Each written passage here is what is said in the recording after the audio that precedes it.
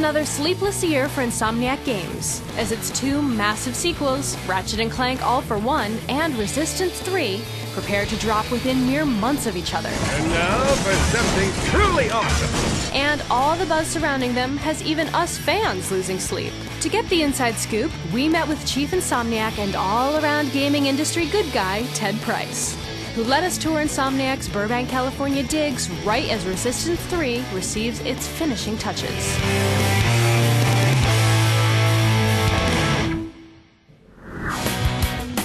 Back when Insomniac was founded in 1994, did you have any idea of the kind of future you would have as a game company? Nope, none. And well, first of all, I knew nothing about making games. We just knew that we wanted to make games. And we kept on trying and pushing really hard and failing, and we had a roller coaster ride for the first few years. In fact, all the way I think through Spyro 2, we were constantly up and down wondering if we're going to be in business the next year. And then finally, there was a point where things started to click. You were really known for family-friendly games like Spyro and Ratchet & Clank.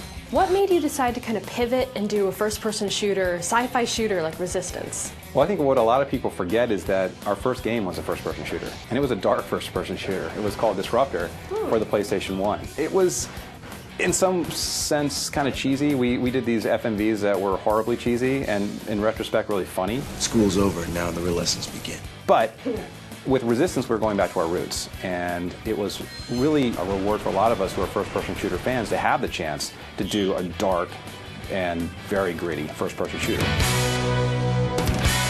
Do you think there's a big crossover between fans of Resistance and fans of Ratchet & Clank? I think there's some crossover, especially since Ratchet has been around for so long. They grew up with it. They did grow up with it, and they graduated to Resistance, so we have a lot of longtime fans. What would you say makes your games really unique? I would probably say it's the weapons.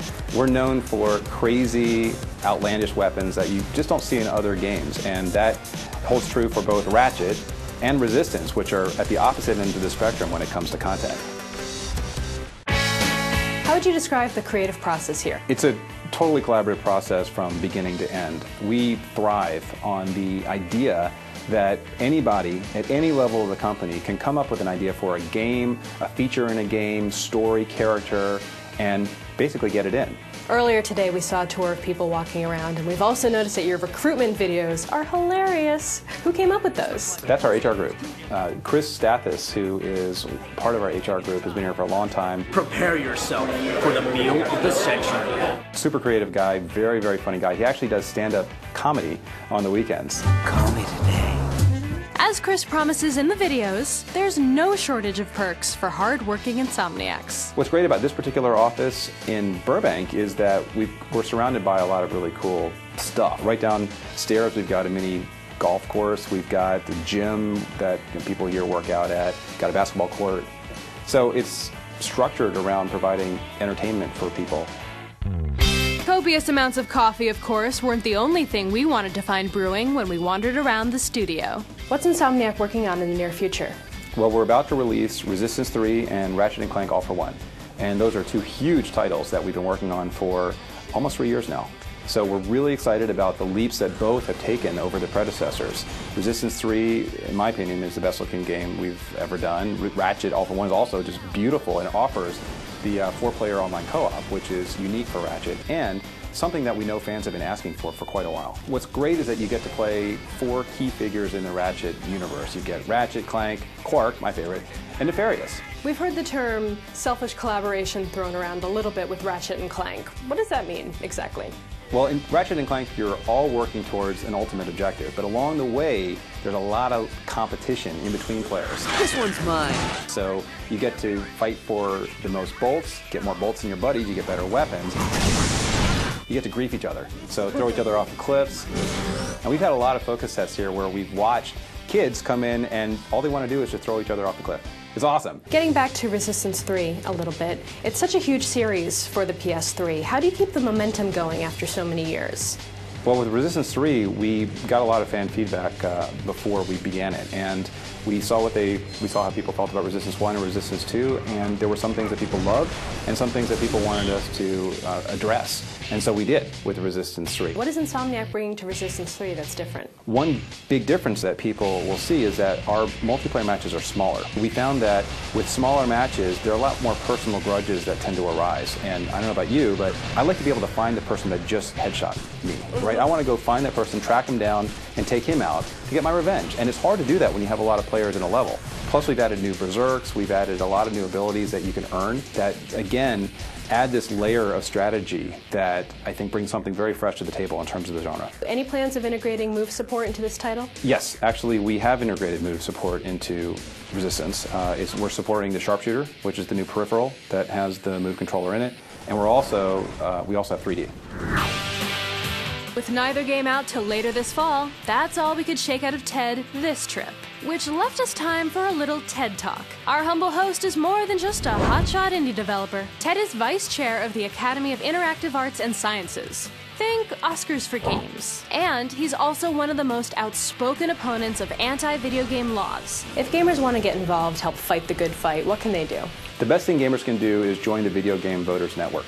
It's an organization that keeps gamers apprised of what's going on both at the national and the state level, and it's a great way for gamers to actually write their congressmen and tell them that they are unhappy with these unconstitutional laws. For someone looking to get into the gaming industry, what kind of advice would you give them? The best advice I can offer is figure out what you love to do. If you're into design, if you're passionate about art, if you're a great programmer, pursue those as far as you can in terms of your schooling, and then start looking for jobs in the industry. And if you can't get a programmer job or an artist job, join a QA team. One of the best educations in the world can be had if you are a part of a quality assurance team. How do you even start a game company? If you're not already within the industry, well, how do you do it? I think today is very different. Today you read books, you look on the web. Back then, 17 years ago, there weren't any rules, and I think that made it easier for us because we weren't second-guessing ourselves constantly. It was just, hey, we're doing what we think is right. Nobody's said that you have to do it some other way. Let's do it. So today, there probably aren't any rules either. I don't know. I mean, everybody does it their own way. There's so many options for people in terms of how you make games and what you're going to make. I think it's still the Wild West.